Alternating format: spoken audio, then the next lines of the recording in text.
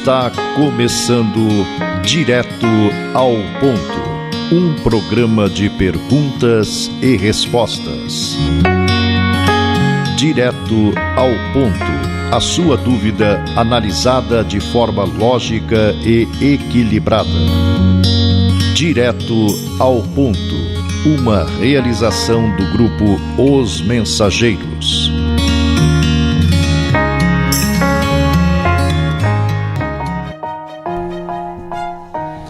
Alô amigos, aqui estamos para conhecer as respostas que você procura perante as dúvidas e conflitos apresentados pela vida na visão filosófica, científica e religiosa do Espiritismo. Indo direto ao ponto, vamos à primeira pergunta do programa de hoje.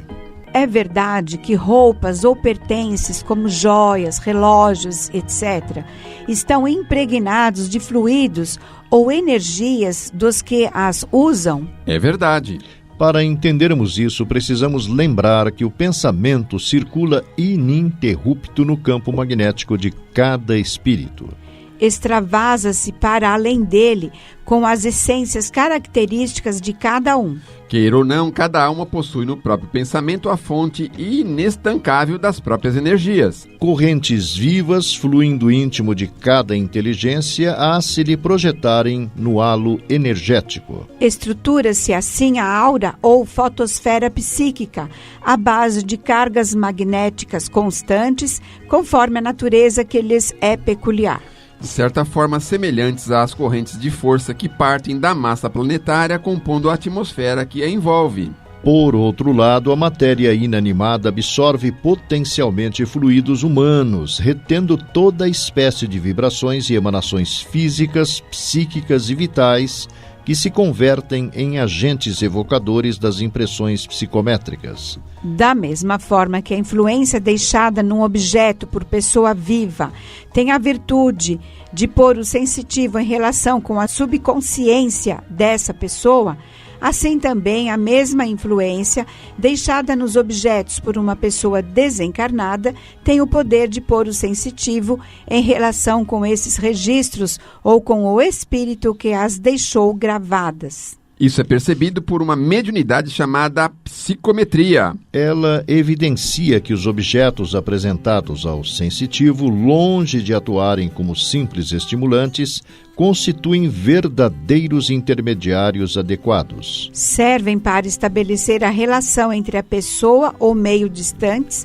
mercê de uma influência real, impregnada no objeto pelo seu possuidor. Essa influência confirma a propriedade da matéria inanimada de receber e reter potencialmente toda espécie de vibrações e emanações físicas, psíquicas e vitais. Entre as inúmeras variações da mediunidade de que era portador, Chico Xavier também a tinha. Várias passagens de sua vida ilustram isso. Uma delas, testemunhada por várias pessoas, dá conta que Chico recebia enorme número de cartas, das mais diversas procedências, tamanhos, cores e espessuras. Algumas subscritas à máquina, outras manualmente. Por vezes, contava com a ajuda de alguns amigos muito próximos na abertura, leitura e classificação por assuntos. Estes, porém, observavam que Chico apenas tocava as correspondências sem sequer abrir os envelopes, muitos datilografados, o que afastava a ideia de que identificasse a letra do remetente. Separava-as, colocando sobre elas mensagens concernentes ao solicitado. Algumas colocava no bolso do paletó, levantando-se da mesa, pedindo licença para que pudesse respondê-las. Estamos apresentando Direto ao Ponto. O que vem a ser o Evangelho no lar? Para entender sua dinâmica e função na atualidade da sociedade humana, recorramos a alguns argumentos do espírito Emmanuel através de Chico Xavier. Diz ele: práticas, cultos diversos em casa, de maneira imperceptível. O culto da limpeza, o culto do pão, o culto do carinho, o culto da segurança, o culto do bem-estar. A higiene externa, entretanto, pode não incluir a pureza dos pensamentos. Estômago farto nem sempre é conforto do espírito. Carinho, em muitas circunstâncias, exprime apego sem ser amor. Segurança financeira não é fortaleza intrínseca. Bem-estar, muitas vezes, é provisória ilusão. Se abraçares realmente a doutrina espírita, não podes ignorar que o culto do Evangelho te ensinará a valorizar todos eles. Com o Cristo, a limpeza começa na consciência. O pão do conhecimento nutre a alma antes do corpo. A segurança é harmonia. O carinho é entendimento fraterno e o bem-estar é realmente a consagração de cada um ao bem de todos. A sociedade industrial e a sociedade tecnológica afastaram as pessoas de modo geral das questões espirituais. Deus passou a ser elemento desprezado pela maioria das pessoas. Como dito pelo Espírito Emmanuel, Deus representa a luz em meio às sombras do mundo. E da própria pessoa ainda carregada de egoísmo e orgulho em suas relações consigo mesma, com a família, com o meio em que atua. É incontestável a escalada da violência que afeta a sociedade humana em nível mundial. Perplexa, diante de diferentes formas de manifestação da violência, pais, pensadores, educadores e autoridades públicas se sentem impotentes em desacelerar este surto de desamor. Cada país tem o seu cenário particular em função dos autores e das causas. Mas, na essência, todas essas manifestações têm suas raízes na formação moral das criaturas. Não resta a menor dúvida de que este cenário de conflitos guarda relação íntima com o adiantamento moral das pessoas que reencarnam em nosso planeta. Ensina-nos a doutrina espírita que a reencarnação é uma lei natural, portanto divina. Nos aponta duas finalidades básicas para o reencarnado. É uma oportunidade concedida pela providência divina para a correção de erros do passado e uma forma de contribuir com o progresso da humanidade.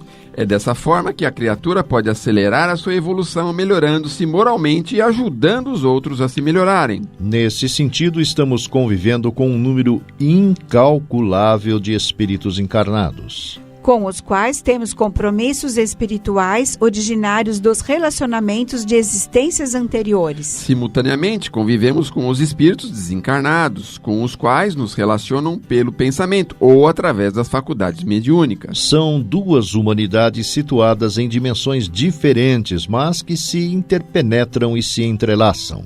Assim, criaturas pacíficas e violentas se mesclam na sociedade humana, de tal forma que aquele que sabe mais ajude o que menos conhece e compreende, para que se cumpram os desígnios de Deus. Sejamos uma família universal, unida pela lei do amor. Indiscutível, portanto, a importância do lar na educação moral. É no lar que os espíritos se reencontram, sob o mesmo teto, na condição de pais, filhos e irmãos. Nesse ambiente são oferecidas as oportunidades de novo aprendizado moral, possibilitando aos encarnados exercitarem-se no campo afetivo, desenvolvendo a fraternidade e a solidariedade. Enfim, os sentimentos derivados do amor. Assim, a função educadora e regeneradora da família é extremamente delicada e importante, quando se atribui à reencarnação a oportunidade de ascensão na escala evolutiva através de novas experiências no campo intelectual e moral.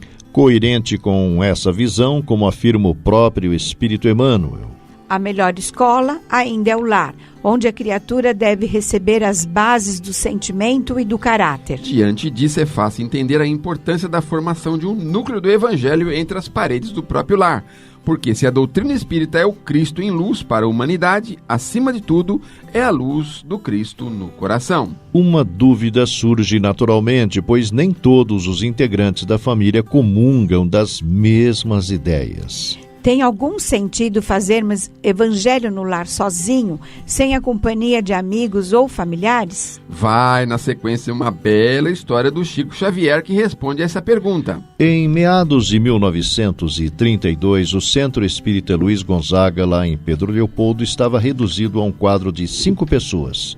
José Hermínio Perácio, Dona Carmen Pena Perácio, José Xavier e Dona Geni Pena Xavier, além, é claro, de Chico Xavier. Os doentes e obsediados surgiram sempre, mas logo depois das primeiras melhoras desapareciam como por encanto. Perácio e sua senhora, contudo, precisavam transferir-se para Belo Horizonte por impositivos da vida familiar. O grupo ficou limitado a 3 companheiros. Dona Geni, porém, a esposa de José Xavier, adoeceu e a casa passou a contar apenas com os 2 irmãos. José, no entanto, era celeiro e naquela ocasião foi procurado por um credor que lhe vendia couros. Credor esse que insistia em receber-lhe os serviços noturnos numa oficina de arreios em forma de pagamento. Por isso, apesar da sua boa vontade, necessitava interromper a frequência ao grupo pelo menos por alguns meses. Vendo-se sozinho, o médio também quis ausentar-se. Mas na primeira noite em que se achou a sós, sem saber como agir, Emmanuel apareceu e lhe disse: Você não pode afastar-se. Prossigamos em serviço. Como assim? Não temos frequentadores? E nós? Disse o espírito amigo. Nós também precisamos ouvir o Evangelho para reduzir nossos erros. E, além de nós, temos aqui numerosos desencarnados que precisam de esclarecimento e consolo. Abra a reunião na hora regulamentar. Estudemos juntos a lição do Senhor. Foi assim que o Chico abria a pequena reunião com uma prece às 8 da noite em ponto. Em seguida, abria o Evangelho segundo o Espiritismo ao acaso e lia essa ou aquela instrução, comentando-a em alta voz. Por essa ocasião, a vidência nele alcançou maior lucidez. Via e ouvia dezenas de almas desencarnadas e sofredoras que iam até o grupo à procura de paz e refazimento. Escutava-lhe as perguntas e dava-lhes respostas sob a inspiração direta de Emmanuel. Para os outros, no entanto, orava, conversava e gesticulava sozinho. E essas reuniões a sós com os desencarnados de portas iluminadas e abertas se repetiam todas as noites de segundas e sextas-feiras. Ainda seguindo o orientador espiritual Emmanuel, o culto do Evangelho no lar não é uma inovação. É uma necessidade em toda parte onde o cristianismo lance raízes e aperfeiçoamento e sublimação. A Boa Nova seguiu da manjedoura para as praças públicas e avançou da casa humilde de Simão Pedro para a glorificação no Pentecostes. A palavra do Senhor soou, primeiramente, sob o teto simples de Nazaré, e certo se fará ouvir de novo no círculo dos nossos familiares e afeiçoados, com os quais devemos atender às obrigações que nos competem no tempo. Quando o ensinamento do Mestre vibra entre as 4 paredes de um templo doméstico, os pequeninos sacrifícios tecem felicidade comum. A observação impensada é ouvida sem revolta. A calúnia é isolada no algodão do silêncio. A enfermidade é recebida com calma. O erro alheio encontra compaixão. A maldade não encontra brechas para insinuar-se. E aí, dentro desse paraíso que alguns já estão edificando a benefício deles e dos outros, que o estímulo é um cântico de solidariedade incessante. A bondade é uma fonte inexaurível de paz e entendimento. A gentileza é inspiração de todas as horas. O sorriso é a sombra de cada um. A palavra permanece revestida de luz, vinculada ao amor que o amigo celeste nos legou. Somente depois da experiência evangélica do lar, o coração está realmente habilitado para distribuir o pão divino da Boa Nova junto da multidão. Não esqueçamos assim os impositivos da aplicação com o Cristo no santuário familiar, onde nos cabe o exemplo de paciência, compreensão, fraternidade, serviço, fé e bom ânimo. Sua realização é bem simples. Primeiro, escolha o dia de sua preferência. Sugerimos um dia de fácil memorização, por exemplo, segunda-feira ou sexta-feira. Segundo, escolha um aposento silencioso e agradável da casa, de preferência sala de jantar, e que esteja com os aparelhos eletroeletrônicos desligados. Terceiro, coloque uma jarra com água sobre a mesa para fluidificação. Na falta dessa, podem ser utilizados copos, qualquer um, em número correspondente aos integrantes do Evangelho. Quarto, sentar-se à mesa sem alarde e sem barulho. Quinto, fazer a prece de abertura, a que toque mais fundamente o sentimento familiar. Pode ser uma prece pronta ou uma prece espontânea. O importante é, repetimos, o sentimento de fé e de confiança na proteção divina. Sexto, após fazer uma leitura breve de O Evangelho segundo o Espiritismo. Comentar com palavras próprias o trecho lido. No início poderá existir certa timidez, mas com o correr do tempo os comentários surgirão espontaneamente, pois que os espíritos amigos estarão auxiliando na compreensão dos textos selecionados. Os demais integrantes poderão tecer comentários também, caso desejem, mesmo que esses levem a assuntos pessoais e ou a diálogos naturalmente que sempre pertinentes ao tema em foco. O Evangelho no Lar é, antes de tudo, uma reunião de espíritos reencarnados no mesmo ambiente. Buscando, através da prece, da elevação dos pensamentos e do diálogo fraterno, o amparo e o auxílio do mais alto para seus problemas e necessidades. Não deve ser jamais solene ou ritualístico, com palavras e movimentos decorados a lembrar missas e demais cultos. Oitavo, para incentivar a participação dos filhos ou demais membros, com exceção dos pequeninos, é conveniente pedir que leiam mensagens espíritas para a reflexão do grupo. Incentivar também com carinho o comentário após a leitura. Sugerimos aqui os livros Fonte Viva e O Pão Nosso, de Emmanuel, Agenda Cristã e O Sinal Verde, de André Luiz. Nono, proferir a prece de encerramento e rogar como exemplo pela paz, harmonia, saúde e felicidade dos membros da reunião e de todos com os quais convivem. Desejando rogar também pelos doentes, desamparados e infelizes da terra. Por último, pedir a bênção de Deus para os familiares desencarnados sem temor. A lembrança da prece alegra e pacifica os que partiram. É completamente desaconselhável qualquer manifestação mediúnica durante o Evangelho no Lar. Servir, após a prece de encerramento, a água fluidificada. Tempo, o necessário para a família. Sugerimos uma reunião de 15 a 30 minutos. Música? Sim, se for de agrado de todos. Sugerimos música instrumental em volume baixo. Você está ouvindo Direto ao Ponto, uma realização do grupo Os Mensageiros.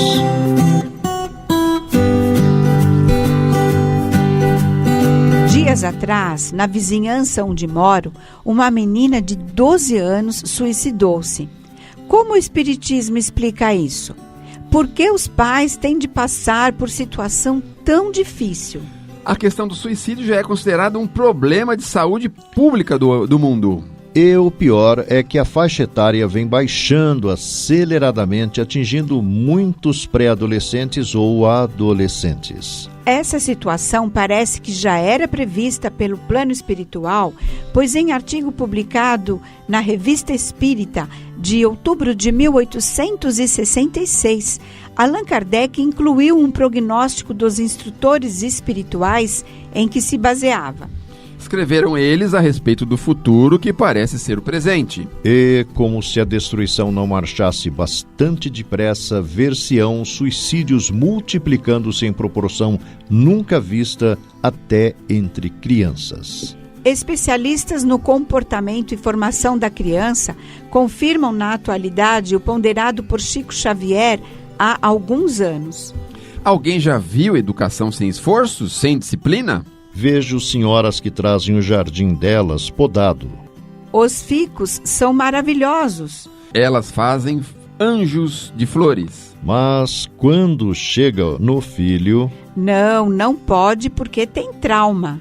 Depois manda para os psicólogos. Vão tomar bastante tranquilizantes. Já cresce o menino ou menina complexado, com uma ideia falsa de liberdade, porque a liberdade tem um preço. O preço da liberdade é o dever cumprido. Não é só ser livre, porque os animais na selva também são livres. Todos os animais que não passarem pela domesticação são livres. Agora, que liberdade é essa que estão preconizando? Uma liberdade para nos estressarmos, para irmos aos tóxicos e acabarmos com a nossa vida? Liberdade para nos suicidarmos? Liberdade para matar os outros? Liberdade para arrasar com a vida dos nossos pais? para arrasar com a vida de nossos filhos? Para bebermos álcool até cairmos? É a liberdade que a maioria pede.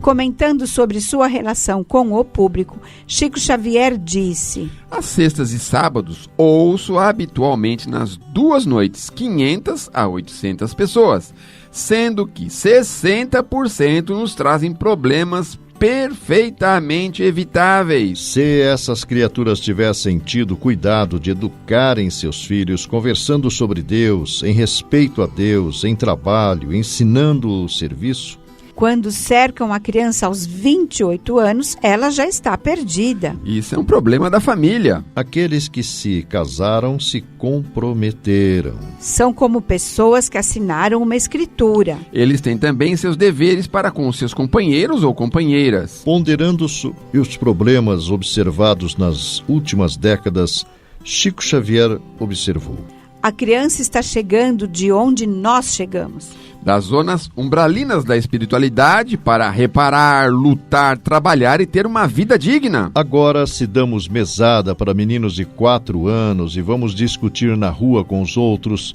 por que nós queremos defender nossa filha, nosso filho, e achamos que eles são melhores que os filhos dos vizinhos? O que é que nós estamos criando? Salientava que depois dos 8 a 10 anos de idade, a mente infantil já encaminha para uma posição consolidada na reencarnação, que a criança está começando a viver. Dos 10 aos 12, temos um mundo de informações para dar à criança. A nosso ver, muito necessário, porque a criança está encontrando hoje um mundo muito diferente daquele que os adultos de agora encontraram há 50 anos. Há muitos pequeninos chamados a facear problemas que só adultos conheciam há 10 anos atrás. Suicídios nessa idade não eram comuns, nem mesmo conhecidos há 15, 20 anos atrás. Crianças que sofrem a perda dos pais ou que são abandonadas por eles, se suicidam mesmo, se afogam, se envenenam, procuram armas, atiram contra si próprias. Hoje ouvimos falar de muitos crimes cometidos por meninos de 10 a 14 anos. Deveríamos tratar dos códigos que descem à maioridade aos 14. A criança é chamada a memorizar as suas vidas passadas muito depressa, motivadas pela televisão e outras coisas. Precisávamos da criação de leis que ajudem a criança a não se fazer delinquente nem viciada. O governo não pode ser responsável por todas as nossas modalidades de penúria. Não podemos exigir que nossos ministros venham a fazer intervenções em nossas vidas familiares. O problema da penúria é nosso. Não temos uma disposição muito ativa em torno da criança considerada desvalida. Nós fazemos distribuições anuais, mas nos esquecemos que criança, tal qual nos acontece, almoça todo dia, estuda todo dia, toma banho todo dia. Noutra oportunidade, Chico Xavier disse: já presenciei alguns casos de obsessão com crianças, mas muito raramente acontecem. No período da infância, o espírito conta com a proteção natural que o imuniza contra ataques de seus desafetos desencarnados. Mas quando o ódio é muito entranhado, quando o compromisso é recente, o espírito obsessor se mostra implacável. Enquanto não consegue os seus objetivos de vingança, ele não abandona a vítima. Por esse motivo, vemos crianças morrerem barbaramente. Ou ainda serem objeto de sequestros, estupros, pancadaria por parte dos pais com sequelas cerebrais irreversíveis. Esta observação de Chico Xavier nos faz pensar que a criança, que julgamos inocente, nada mais é que um espírito encarnado que traz uma história de outra encarnação, que pode ser de maldade, de abusos, de trapaças, vícios e outras mazelas. É apenas um espírito velho em corpo novo. Aquele que foi lesado por este espírito poderá ter se tornado um obsessor que o acompanha buscando vingança. Quando não consegue atingi-lo diretamente, poderá influenciar os que convivem com ele para atingi-lo. Os espíritos obsessores, muitos deles são altamente treinados na técnica de hipnotizar. Quase sempre eles hipnotizam as suas vítimas quando elas se retiram do corpo no momento do sono. Por esse motivo, muita gente acorda mal-humorada e violenta. Se soubéssemos o que nos espera no além, não dormiríamos sem recorrer aos benefícios da prece. Os espíritos que são nossos desafetos nos espreitam. Se não tivermos defesa, eles farão conosco o que bem entenderem. Há obsessões terríveis que são programadas durante o sono. Toda noite é uma sessão de hipnose. De repente, é uma agressão violenta. Dentro de casa, um crime inexplicável. Esta outra observação de Chico Xavier nos mostra quanto temos de nos rever em nossas posturas. Se nós, para cada 20% de ensinamento falado, dermos 80 de exemplo, nós resolvemos o problema. Direto ao ponto em 1 minuto.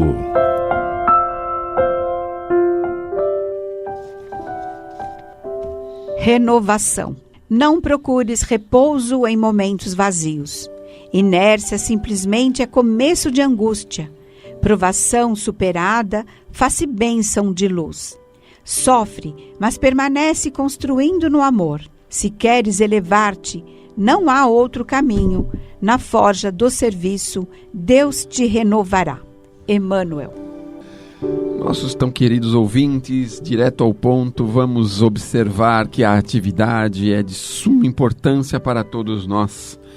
O repouso excessivo pode significar grandes preocupações para o espírito. Por isso, a recomendação nossa é que precisamos nos ativar, seja isso dentro de casa, na via pública, com os necessitados, com o trabalho material.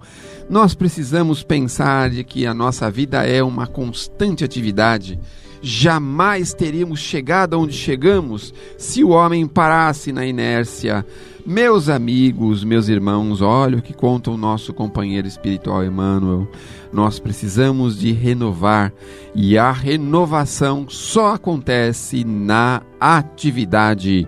Ativamo-nos. Palavras finais.